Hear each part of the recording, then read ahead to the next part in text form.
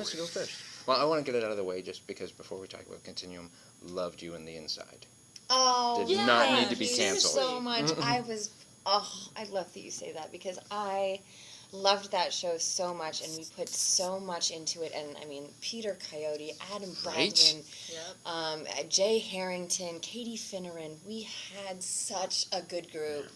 And it was one of those things that Fox went through a bunch of, in with, out with the old, in with the new, the whole infrastructure, the whole big wigs, they all changed, and then they went, nope, this wasn't our show. We'll put it on in the summer. Sure, a serial killer show in the summer. That'll work. Love that. Yeah, people love that. So I appreciate that. Thank you. Because I met Adam Baldwin for the first time just shortly after, and I was like, what happened to the inside? I was loving that show, and he's like, it got foxed. Yeah, Exactly. that's something. So Which he Adam, knows. he's Firefly, suffered the slings and arrows of getting foxed before. But anyway, you want to jump in? You can go ahead. Oh, fine, okay. To get on to Continuum, obviously jumping into season 3, let's get really tough right off the bat. What's the biggest challenge for Kiera this season, and what was the biggest challenge for you filming the season? So I've said season 1 was all about getting home. Season 2 was still about getting home, but acknowledging responsibility that all of our actions, my actions, even Alex's actions, Liberate's actions, we're all going to affect the future.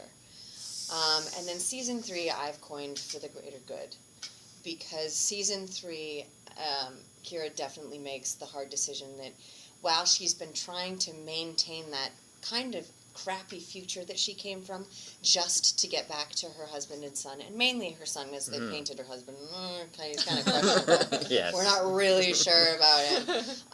She's been trying to maintain the 2077 that she knew just to get back to her husband and son, just for 2 people. Right. Well, in being in the present day, she's realized how bad that future actually was that she came from. So in trying to preserve that for just 2 people rather than trying to enact change that will make a better future for all of humanity, that'd be a really selfish move. So this season is about for the greater good, and that's a very difficult decision for her to make and for her to realize. I mean, episode 5 of season 2, when she said goodbye to Sam, that was one thing that was almost sort of the tip of the iceberg.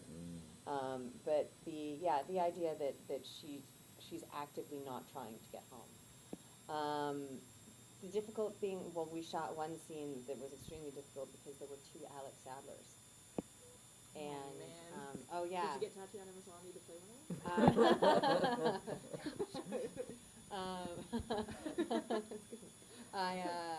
That gets very confusing because you've got, we have Scar Alec and regular Alec this season. 2 Alex Sadlers, and then you're shooting the scene. I mean, I think it's difficult for me. Go talk to Eric Knudsen because he was playing both versions of himself.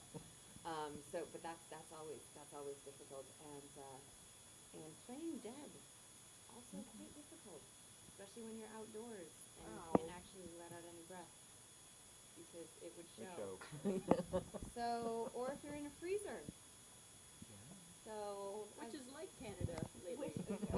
Or Maine, where I'm from as well. So playing dead is actually quite difficult. People are like, oh, don't you take a nap? No, if I'm napping, I'm breathing, and if I'm dead, I'm not. I can't take a nap. I have to really be awake. That's awesome. My turn? Yeah. So when we've looked at the trailer for season 3, there seems to be a lot of interesting time jumps, different bunches of action all put together and everything. How do you feel about this season coming up and where you think it's headed? I just saw the first episode of season 3 yesterday with everybody at Comic-Con. And we shot it. That was your first time watching? That was my first time watching it. Awesome. And I love to do that. I love to watch. I never see any movies I've done before the premiere. Cool. I like to do it. I like to watch it with, with people at the same time and have the same sort of the same reaction and listen. And I just like that. And I can, unless I have to see the final cut before I do the press, which doesn't usually happen. I can remember enough of what the shooting was like. But at the now I forgot what I was talking about. Oh my God. No, season 3. I'm kidding. So I'm watching the show yesterday, and I'm going, oh my gosh, I forgot about that. Oh my gosh, I forgot about this, because we shot it in December, and now we're on episode 11. And there's a couple of very interesting things, especially that happened in the premiere. Yes, you're right. There are different timelines, not only the 2077 and the present day timeline. We have a couple present day timelines going on. I love that. And then we have a surprise visitor from a completely different timeline in 2032, who comes back from, in 2032, not knowing who Alex Sadler is. But in 2077, everybody knew who Alex Sadler was. Oh my god. So you're right. Get ready for a wild ride. There's also we also do some flashback forwards to the future. You see, you get to learn more about sort of this Garza-Kira relationship, which is quite cool, and they do have quite an interesting relationship and a huge fight sequence where they're actually fighting together at the beginning of season 3. So there's that really interesting relationship going on there, and then of course you've got all the realizations at the end of, Escher is Alec's father, Alec is Jason's father. I've told Carlos I'm from the future. Oh my god. Season 3 is I haven't actually read the last 2 episodes. I like to go episode by episode. I did the same thing with The Inside. I did the same thing with Alias because I was just so excited to read them. I didn't want to know what was going to happen. I just wanted to read it. And so I have been told that we're gonna off somebody, but who that is, hopefully not me, because I'd be really upset. Apparently I gotta go back to Toronto for a minute. The last 2 episodes are going to be quite a dramatic turn. Brian Markinson always jokes that he's gonna get too expensive and we're gonna kill him off. He's like, I should probably just end every season like on life support. Like, now listen, this is the negotiation tool here. So I don't quite know where it ends up, but there are still 2. We're shooting episode 11, and there are still 2 Alex Sadlers. Even though at the beginning I said I was going to have to choose one. I don't actually know how that turns out. I don't know what I'm going to do. I actually don't know what I'm going to do.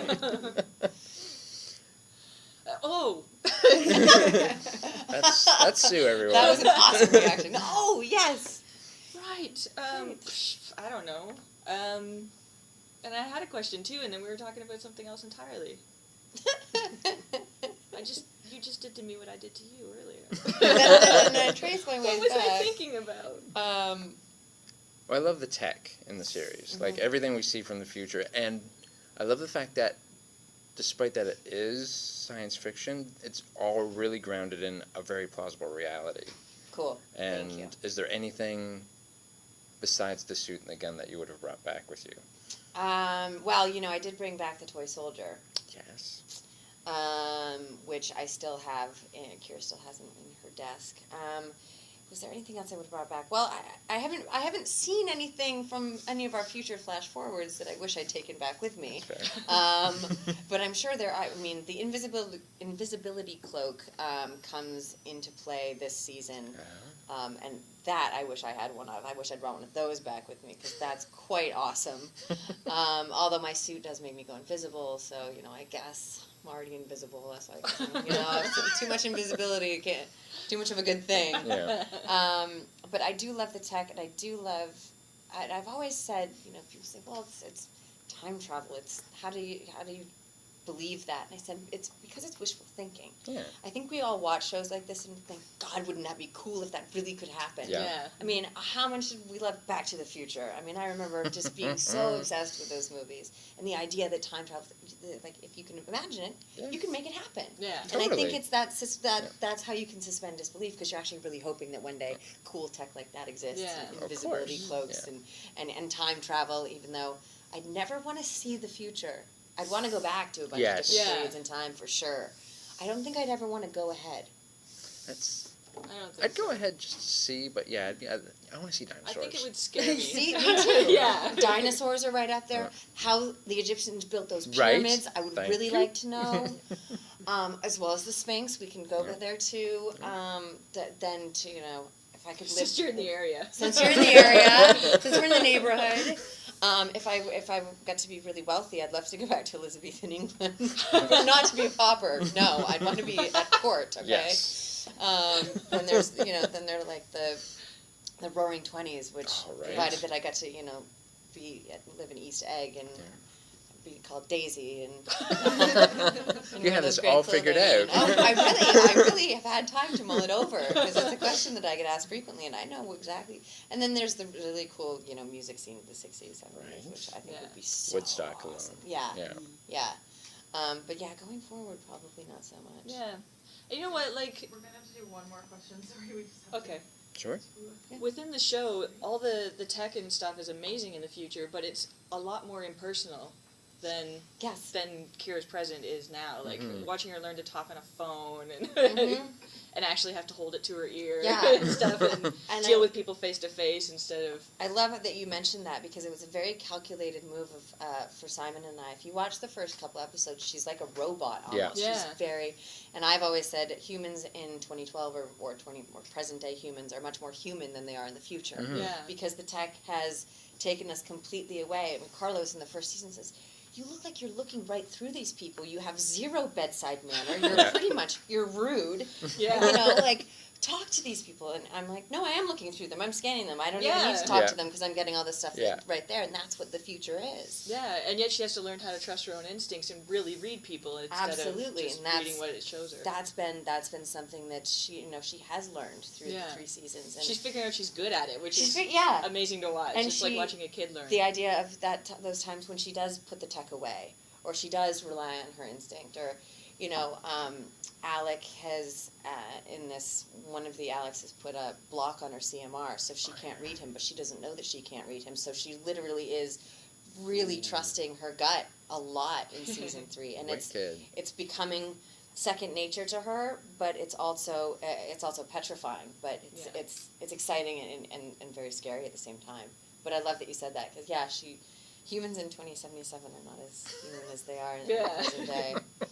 I mean, especially because she comes from a world where, like I said to Tim on the second episode, I'm like, isn't she kind of on the bad guy's side in a way? Because, I sort of agree with Liberate. Yeah, well, see, that's the brilliance of the show is you think in the beginning it's very black and white, it's good versus evil, and then you start learning and you're thinking, much like Kira learns, you're thinking, well, maybe their tactics weren't ideal, right? But maybe their goal is. Maybe what they're after makes sense. She comes back and she sees the present day and she compares it to the future and she says, I kind of know what they were getting at. Yeah. So now and I also don't know if this is true. Everybody has been like, are you going to join Liberate? Is Kira going to join Liberate?